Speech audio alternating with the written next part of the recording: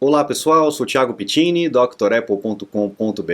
Esse é o 216º Dr. Apple News, resumão de notícias toda sexta-feira, com a colaboração do Antônio, do Gilberto, do Sandro, do Davi, do Renato. Muito obrigado, do Antônio, né? Muito obrigado a todos vocês que me ajudam aqui na elaboração das pautas.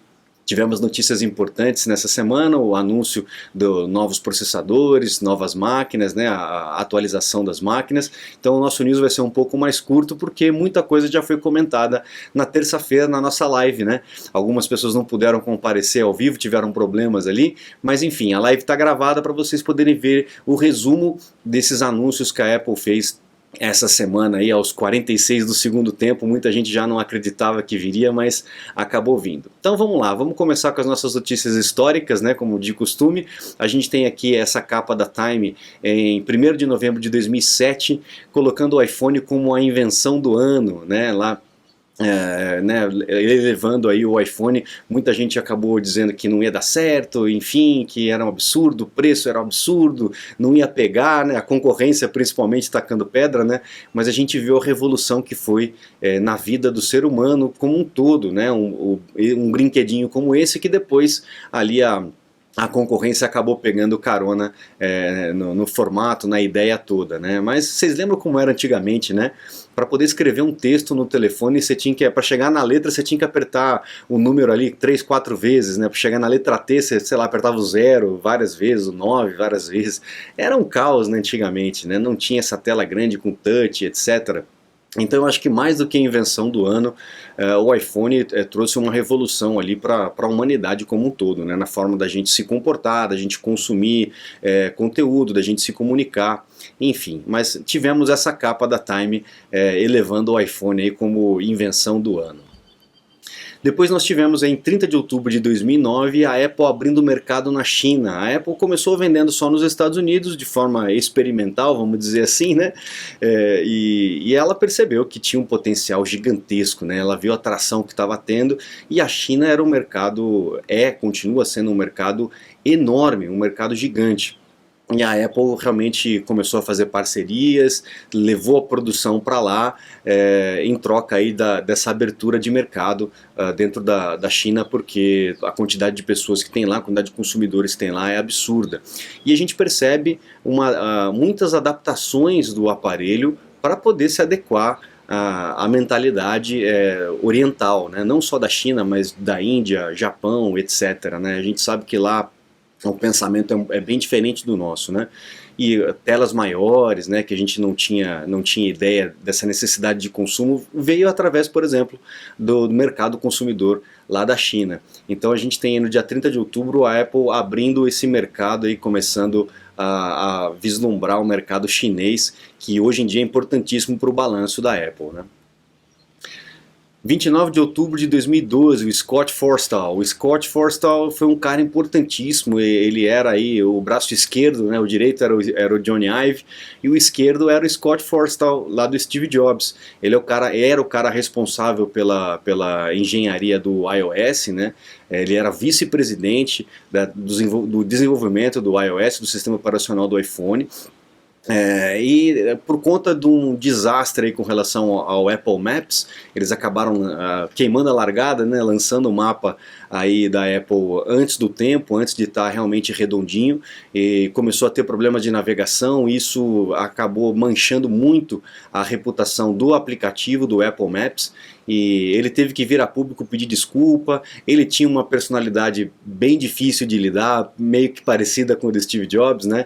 Enfim, ele acabou sendo convidado a fazer um acordo para pular fora da Apple, sair fora da Apple, ficar vários anos em silêncio, enfim, foi essa a história aí do Scott Forstall com relação à Apple. É um cara realmente muito inteligente que levou a Apple adiante, mesmo com esses problemas aí, com essas peculiaridades de comportamento, de tratamento de funcionário, etc. Mas é um cara importantíssimo ali para o desenvolvimento do sistema operacional da Apple, não tem como negar.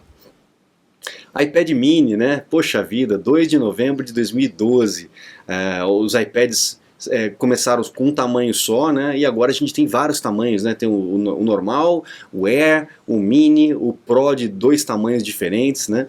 Então a Apple começou a aumentar ali a sua faixa de consumidores, né, de produto, por conta dessa questão de tamanho. E o iPad mini é um campeão de vendas, é fantástico, é um tamanho muito, muito bom, né? Ele é ao mesmo tempo portátil e confortável, dependendo do uso que você faz, é o iPad ideal. Então a gente tem em 2012, 2 anos depois do anúncio do primeiro iPad, chegando o iPad mini aí nas prateleiras, né? Muito legal.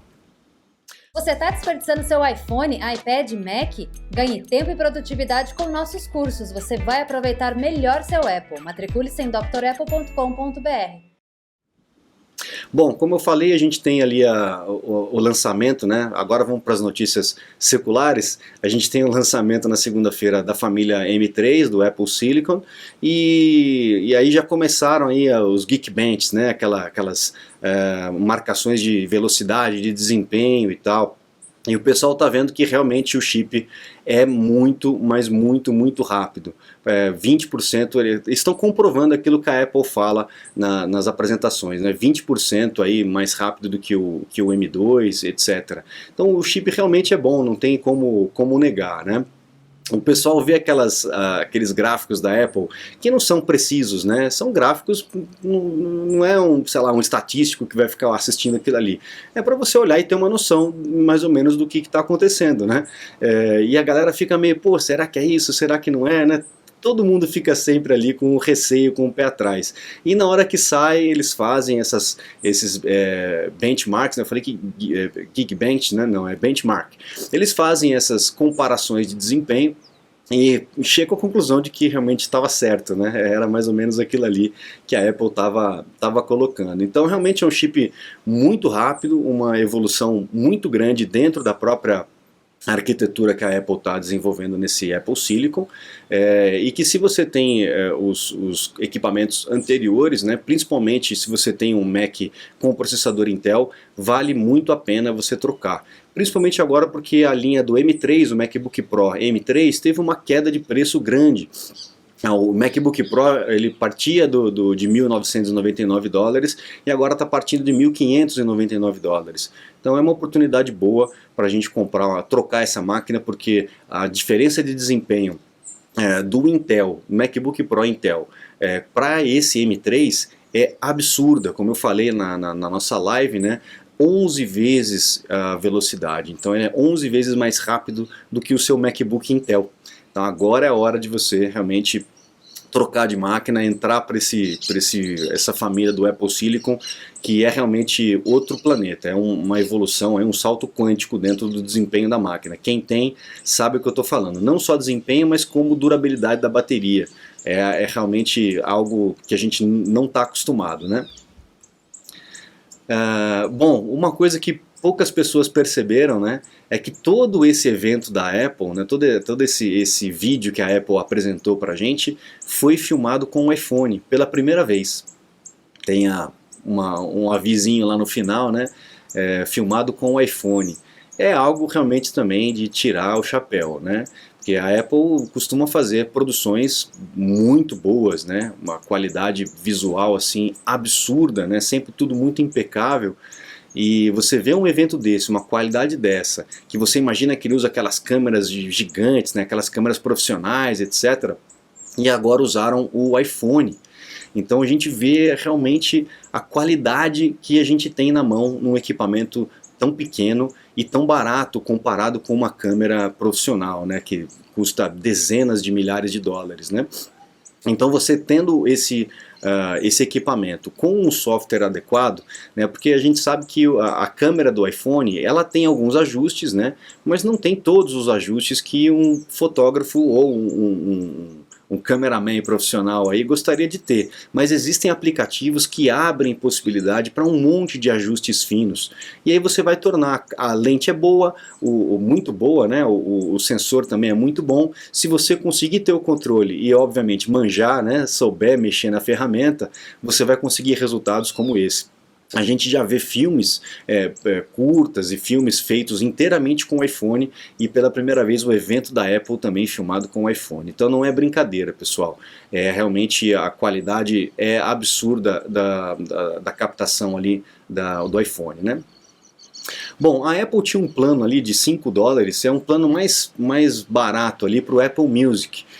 Para quem não queria gastar muita coisa com o Apple Music, ter um acesso limitado e tal, era o Voice Plan, né, do Apple Music de $5. A Apple simplesmente falou, não vou vender mais. E quem tinha esse plano vai perder, simplesmente vai perder. Na hora que vencer, eles vão parar, você vai ser obrigado ou a cancelar de vez ou a migrar de plano, ir para um plano maior. Então se você participava desse plano, fique atento, porque daqui a pouquinho isso vai acabar, tá bom? Tivemos ali o resultado fiscal da Apple também, do quarto, né, de 2023, e como não bastasse, a gente teve mais um recorde de faturamento ali por conta dos serviços, né? O serviço aí teve um aumento de 16% com relação ao quarto passado, né? O quarto do ano passado, exatamente, 16%.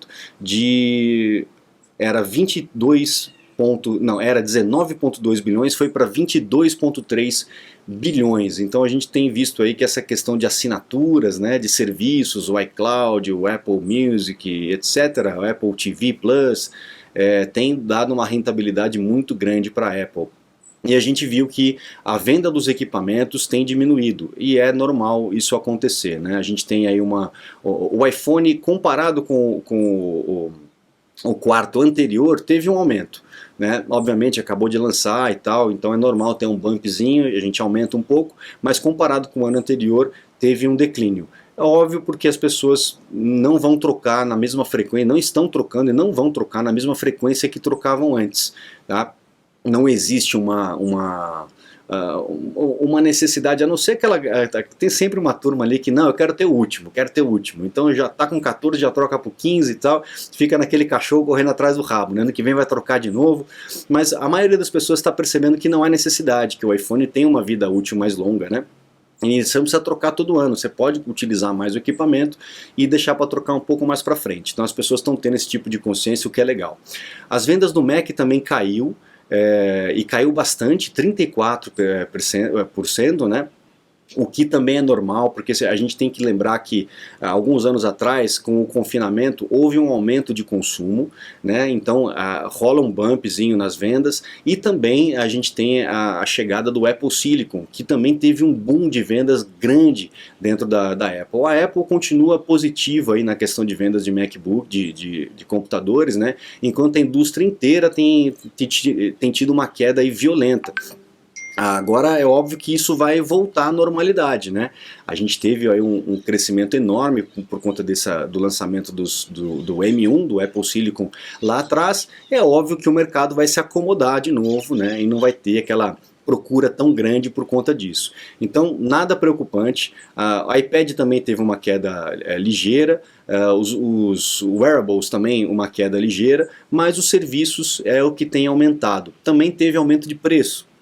Então também isso aí ajuda a elevar, né? Mas a gente vê o mercado aí se acomodando depois dessa saculejada, dessa mudança toda, né, da base do sistema operacional e do processador. Obviamente uma coisa puxa a outra, né?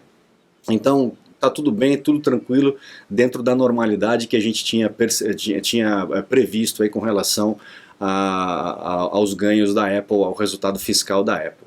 Bom, eu separei aqui três patentes de coisas que a gente já vem falando aqui, e uma novidade, né? Por exemplo, essa aí é com relação ao display da Apple, né? Um display dobrável. A LG está anunciando um material novo para OLED, onde é possível aí dobrar o display. A gente já vê a concorrência usando isso, mas a gente sabe que não é muito durável, né? Você abre e fecha, abre e fecha, abre e fecha, uma hora não adianta, tudo que é mecânico, uma hora vai dar desgaste, né? Então a Apple não lançou ainda, provavelmente por não estar satisfeita com a tecnologia. Ela vai esperar essa tecnologia estar nos padrões dela para ela poder anunciar um produto, lançar um produto com esse tipo de tecnologia.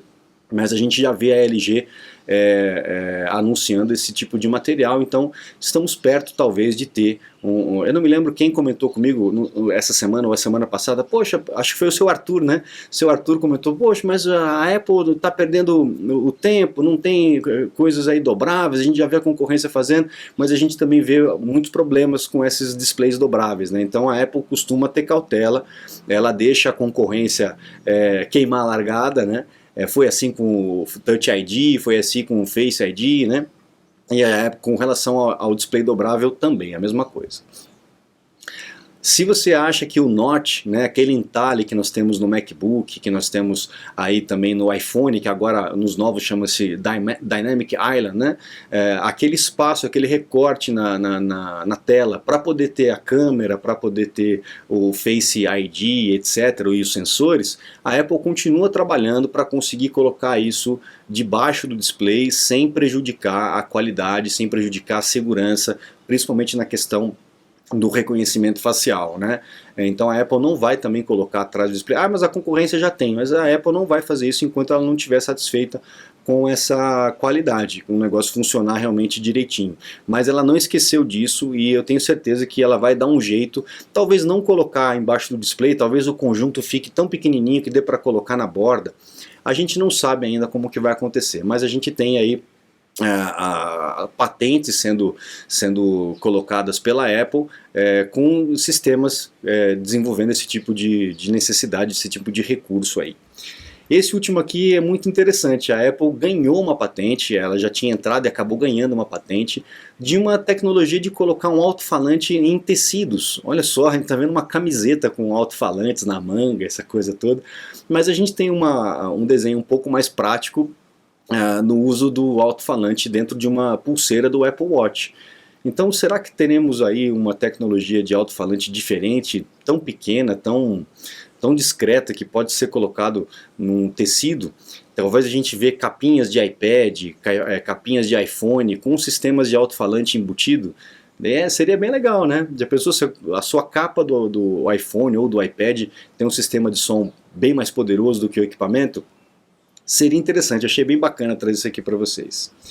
E para encerrar, a gente tem uma notícia aqui com relação ao Google e que fala da Apple também. O Google está sofrendo um processo judicial, se eu não me engano, nos Estados Unidos mesmo, com relação à concorrência dos motores de busca, né? Para vocês terem uma ideia, existe uma concorrência de motores de busca.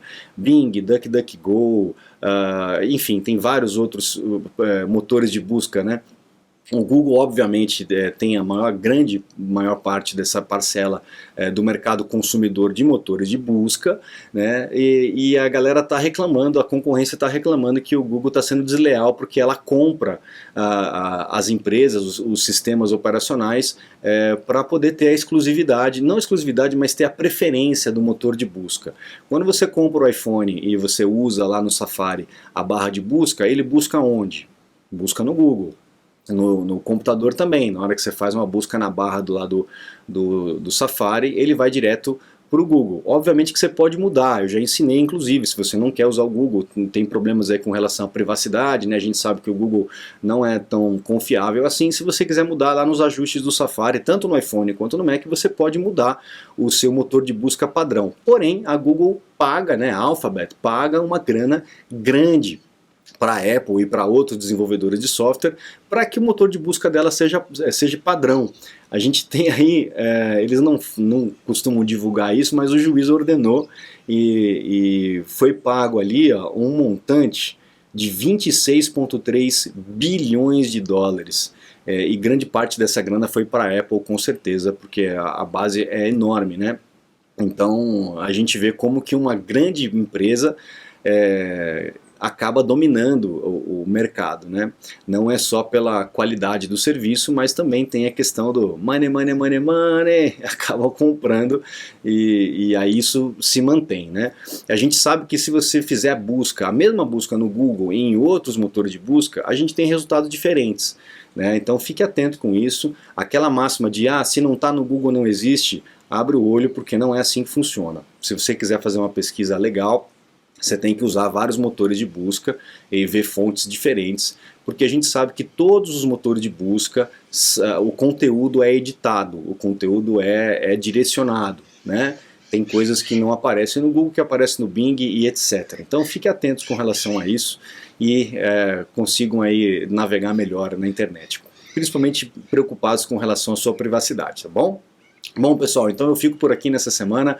Muito obrigado a todos vocês que participaram da live, que estão assistindo depois e comentando. Valeu, a gente se vê aí na semana que vem. Um grande abraço para vocês. Convido vocês a acessar e peço para vocês convidarem seus amigos também a conhecer o meu trabalho lá no site drapple.com.br, com os cursos completos para vocês se matricularem e também os meus contatos para um suporte, uma consulta técnica online, uma aula VIP. Eu fico à disposição de vocês. Muito obrigado, um grande abraço e até a próxima. Tchau, tchau.